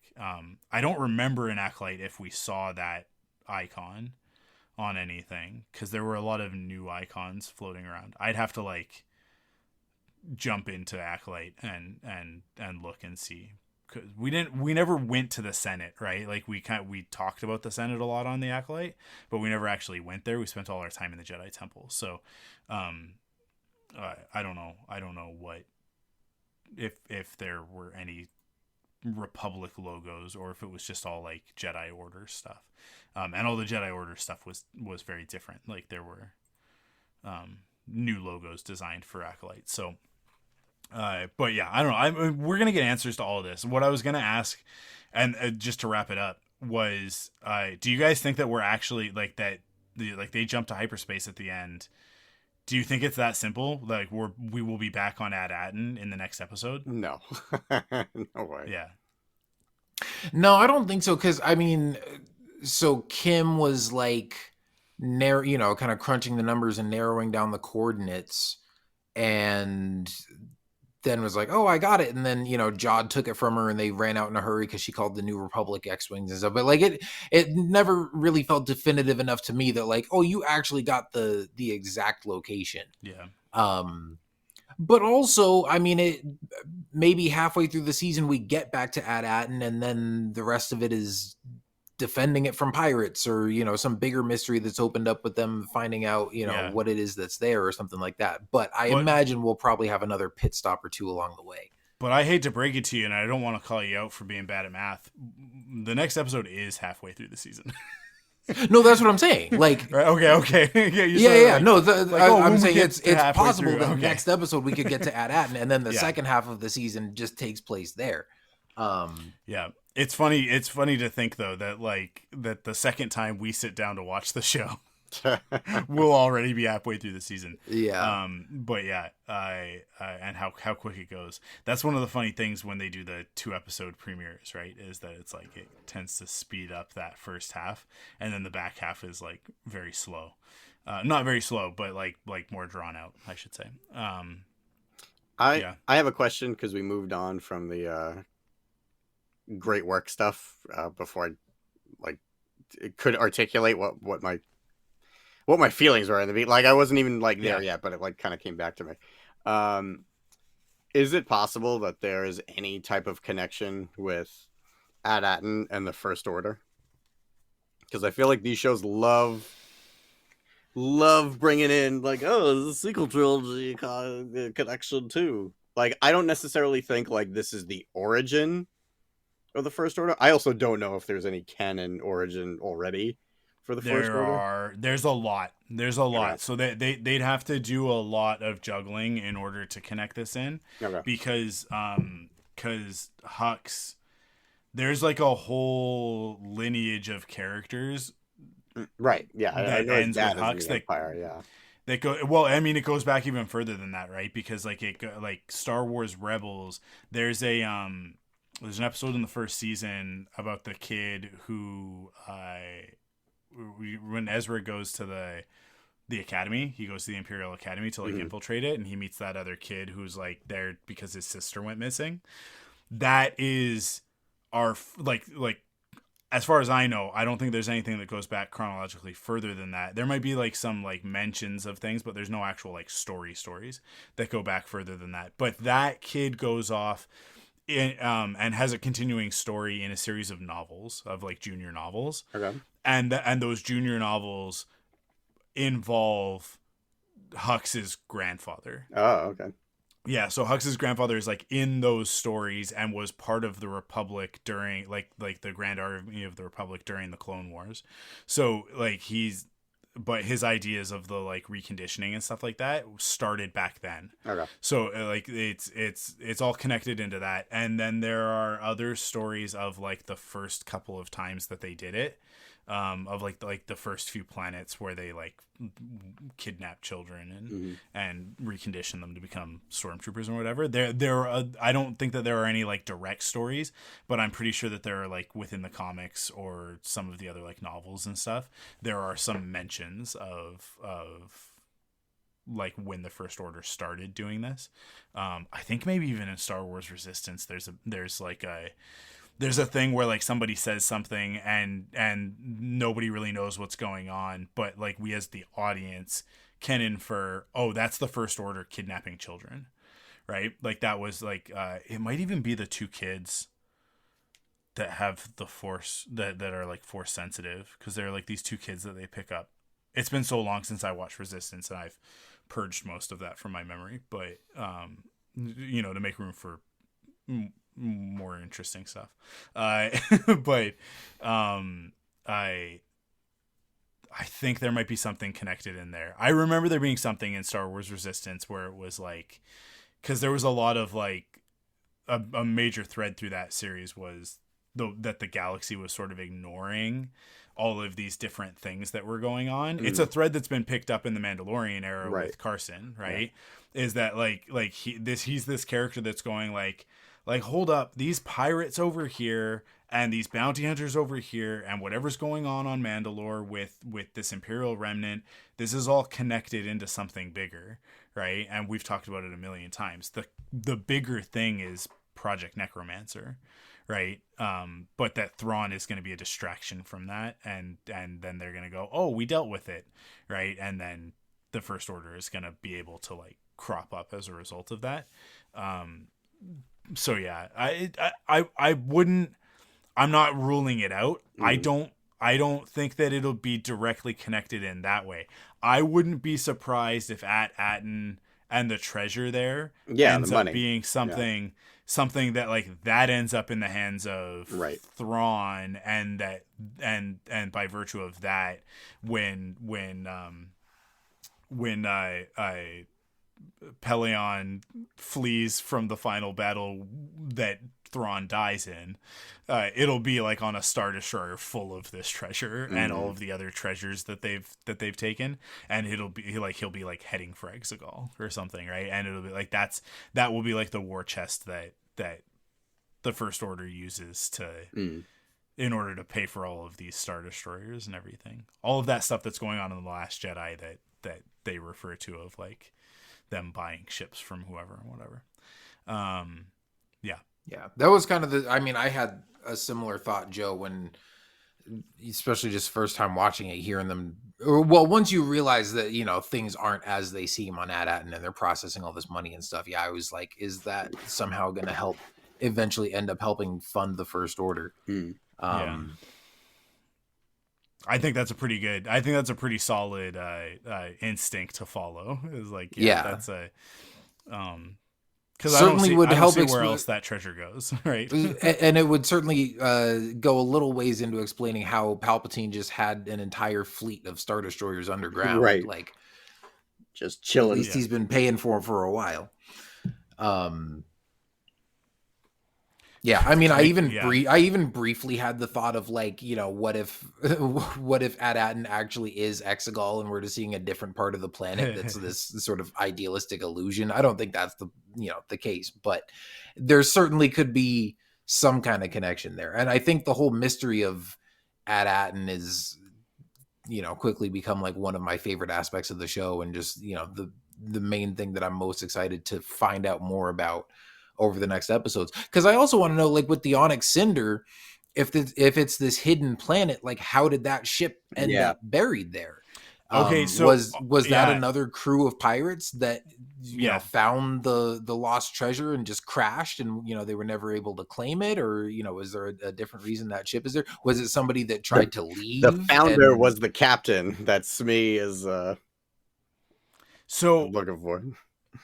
The supervisor. The supervisor, yeah. Oh, that would be. See, I like that.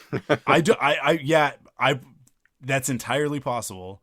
Upon rewatch with Crystal, which was my third time watching the second episode, because I watched it twice before we recorded, right?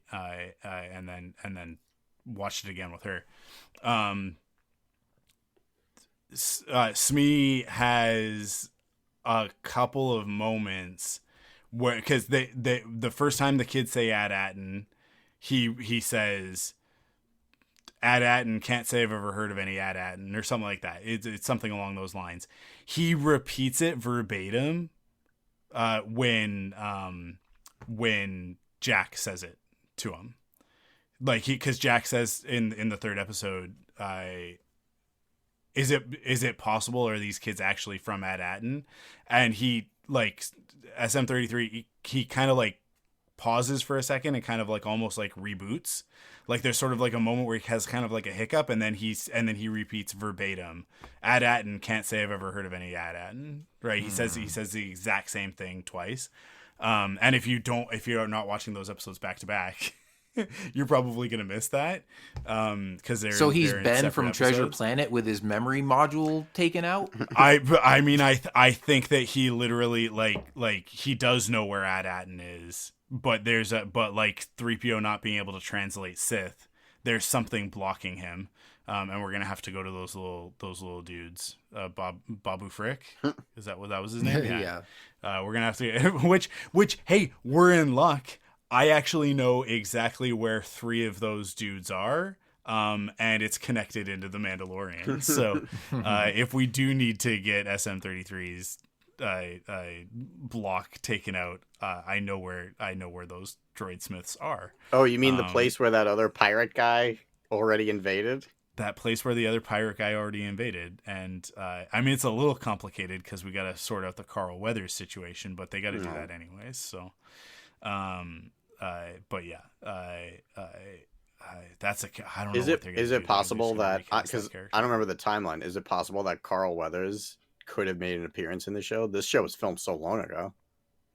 I think it actually is possible. I think that I wouldn't be That's surprised true, on yeah. that one either, because I saw footage from this show at Star Wars Celebration in 2022. Yeah. So yeah, because Carl Weathers he died last year, right? So or was that earlier this year? Was it this year? Because I remember I think it might have been in like I January. remember they had February a of this Super year. Bowl commercial that he was in, and it was like right after he had passed, and so that might have been February of this year. February, yeah. Good call.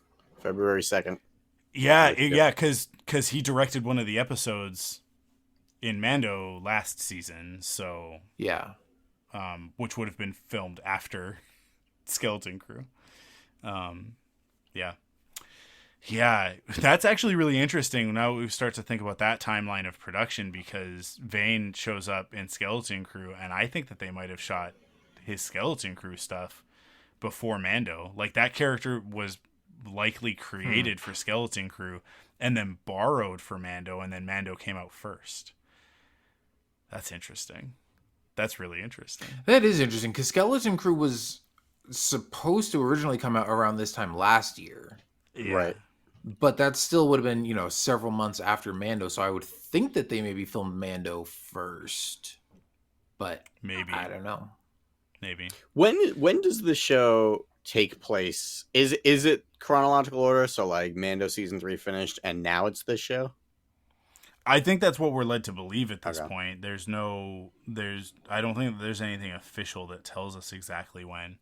Well, I it's need to look it clearly up, but it's clearly after Mando season 3, since Vane is now with this pirate crew and he's left Gory and Shard.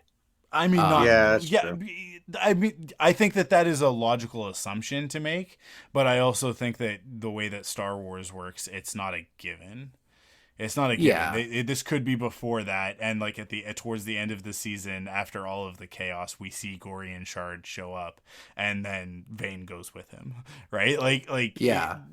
I wouldn't put it past them But to then pull Vane something is like that. the one pirate that survives, and he ditches Gory and Shard and is like, I'm out of here, and is like, that clearly Yeah. is like, oh, you're, that's the tie-in to the next show. Yeah, I agree. I'm just saying that they've pulled this nonsense with us in the past with Yeah. like Mainly just in the first half of clearly Clone Wars puts season that 3. there. Yeah. Okay. Joe, do you have any more questions to delay the end of this No, podcast? I wait know- until the very end to derail everything. Okay, yeah. I know you just like to talk to us. More than anything, I'm just trying to figure out. I didn't really have a grievance of the week with this episode. This show's Yeah. great. Nothing? That's a sign of a good show right there. A fun Do show. I have any? No, I don't have any either. This episode, like I said, this is one of my favorite episodes of live action Star Wars TV that we've gotten. Like, there was just so much about this one to enjoy. The escaping from the pirate space station or whatever, and then meeting Kim and all of that. X-Wings, turrets. I mean, like, I'm such a sucker. It's my favorite scene in A New Hope. It's one of my favorite scenes in all of Star Wars is the escape from the Death Star. So anytime we get anything that references back to that, it just always makes me happy. So like, he's like there. I love how Wim is pissed off. He's like, Neil, why can't I fly the ship? And it's like, because obviously he's got another plan for them, right? But the reveal of that, he like bangs on the thing and the thing comes down and then the kids go up and it's like, it's just great. There's a lot of like Star Wars fantasy wish fulfillment happening in this story where you're just like watching and you're going like, yeah, I wish I was 10 years old and on a Star Wars adventure instead of almost 40 and not really on many adventures at all. But anyways. Are you gonna let the girls watch this show? Yeah, I fully intend on watching it with them. We just haven't gotten around to it yet. Oh, you did. You mentioned they wanted to watch DuckTales. That's right. Okay. Yeah. So we're going to. Kara really wants to. Cassie is often reluctant with anything that isn't like immediately just conflict free and happy and whatever. But we'll force her to sit and watch it, and just traumatize her. And, Perfect. Yeah. And worry about the therapy later. Yeah, it's character building. No, the thing with that is now we lost Mike. Oh, yep, you back? We lost. Am I? Yeah. Okay. It's a big game of I saw connection roulette. Okay. Well, let's hope that this is just like a weird thing that's happening tonight and not a consistent thing with this platform. What was I gonna say? Oh, I'm gonna have to stitch all this together. I'm gonna put a little thingy. Paying for Cassie's therapy. Yeah. And I was going to say, Neil is the therapy. It's built right into the show. Right. Like the thing is that she will be like reluctant to watch a thing because it's scary or what have you. Like she thinks that it's going to be too scary. But then once we're in it, it's often not as much of a problem as she sort of gets more like worked up beforehand. And then we'll be watching it, and especially if there's a character like Neil, then she'll just be into that. And she's gonna fall in love with that. You don't think that opening scene is gonna be too much though? Scary guys killing people on a ship. She'll just want to sit with me and like be scared. It's fine. She'll be fine.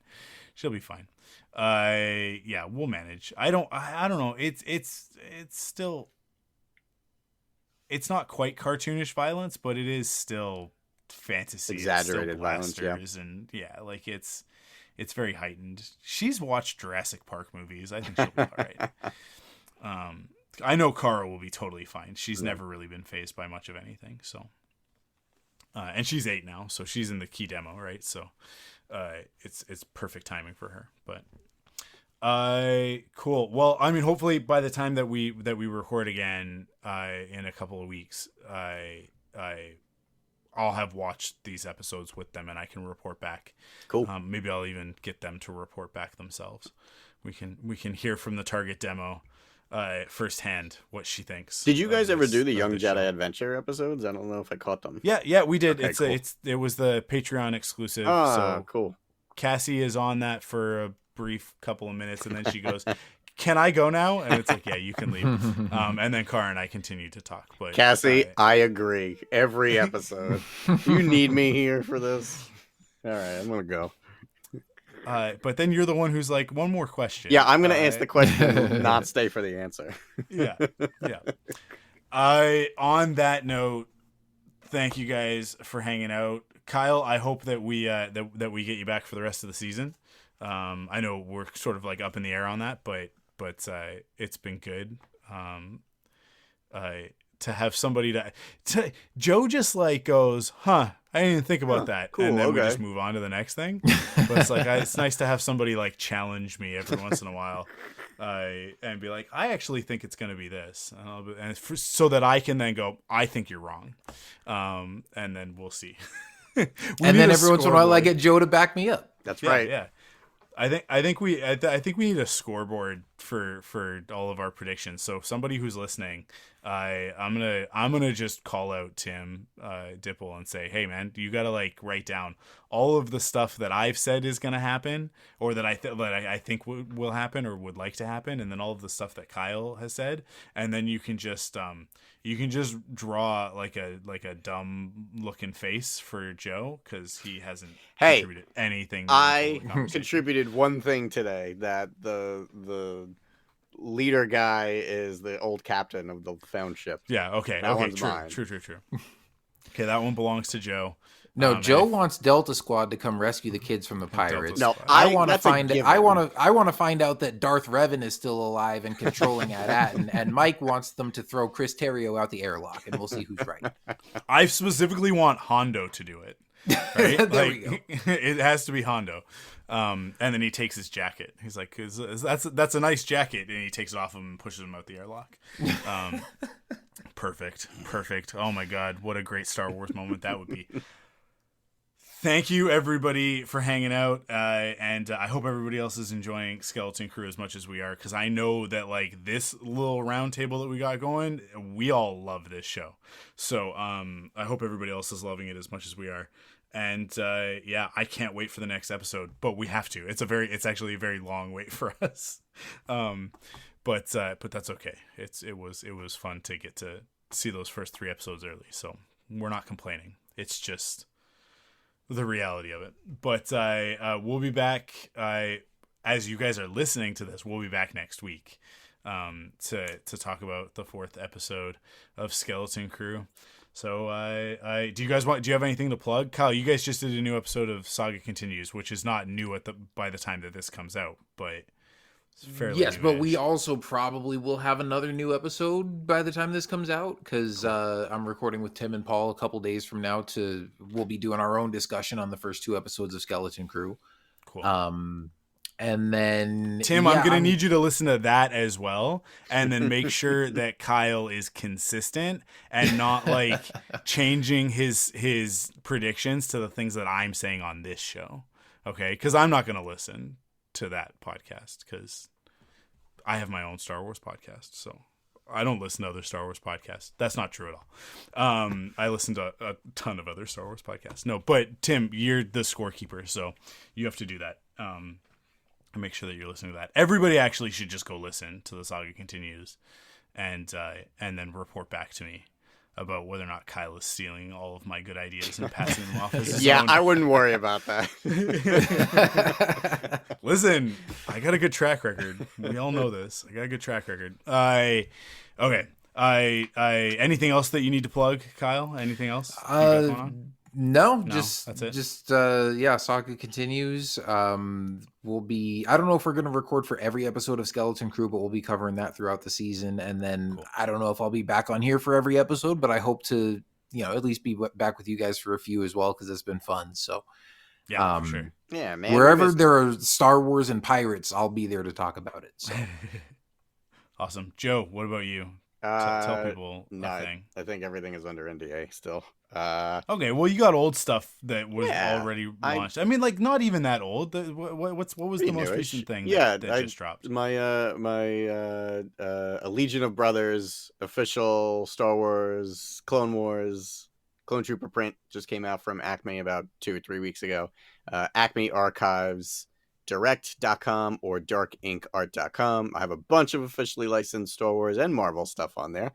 There's another IP that's coming soon that I don't know when it is, but it will be on there, and I'm very excited about that one. But that's all I can say right now. But yeah, all my official Star Wars and Marvel art is on those sites. And I'm at Joe Hogan Art on Instagram if you want to check out all of that stuff anyway, and without buying it. Just go with yeah, just right click. You can do the non-buying one. I mean, unless you want me to starve, but that's fine too. Yeah, that's fine. Awesome, cool.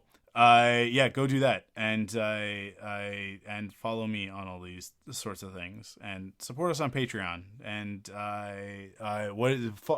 do the free Patreon membership, because I'm gonna give away in January. We're gonna give away 10 free memberships for a year to our free supporters on unpaid supporters. I don't know. There's I can't remember what the term is. You can sign up for the Patreon without actually paying for anything. You don't get the special stuff. You just get the stuff that goes public or whatever. But we should just call them Skelly Bellies too, because we love them just as much as we love our Skeleton Crew Skelly Bellies. Yeah. They're just you should go be a Skelly Belly over on Patreon. And because I'm gonna give away 10 free memberships in January for the 10th anniversary of ThunderQuack. So go do that if you haven't ever signed up for the Patreon. There is occasionally actually exclusive stuff that goes to the free members as well. So and it's the best way to stay up to date with everything that we're doing. So go check that out, and we'll catch you guys next week for the 4th episode of Skeleton Crew. See you there.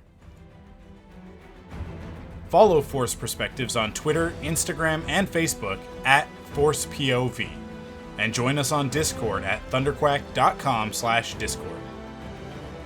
Support the show by visiting us at patreon.com/thunderquack to get early access to episodes, leave a rating and review on your favorite podcast service, or buy merch at store.thunderquack.com.